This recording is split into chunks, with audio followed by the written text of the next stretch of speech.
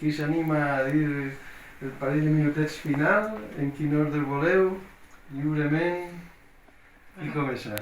Felisa, tu? Sí, vinga, va. només com a recomanació final és això, informar-te, també forçar que de cara ja des de l'escola, des del propi ensenyament, remarcar que n'hi hagi uns bons coneixements a nivell de nutrició o de biologia bàsica, que sapiguem què ens convé, no? Per a poder créixer sants i forts i tot.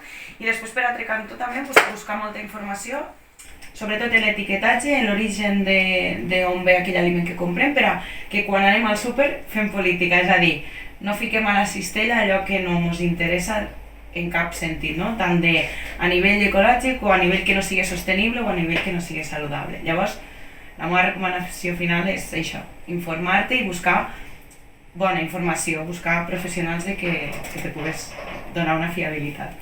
Molt bé, Felisa, no sé.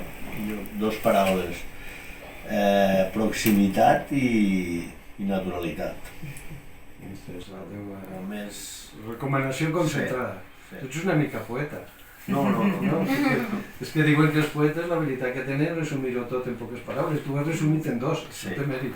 Que de fet és respectar la natura i la proximitat és una manera de respectar-la. Lisa?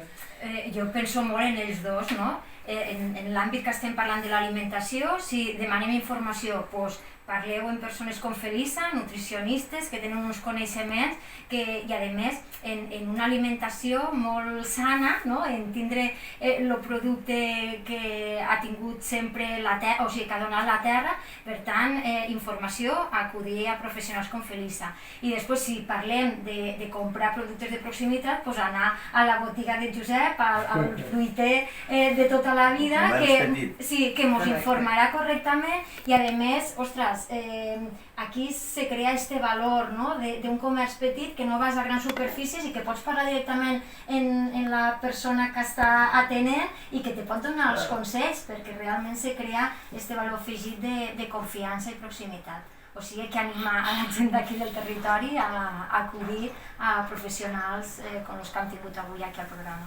Molt bé, doncs ara us deixem en una cançó divertida que us recomanem que l'escolteu amb atenció i que sabeu en ella. Es diu Verdura i Peix, és del grup... Ja m'agrada la verdura i el peix, ja m'agrada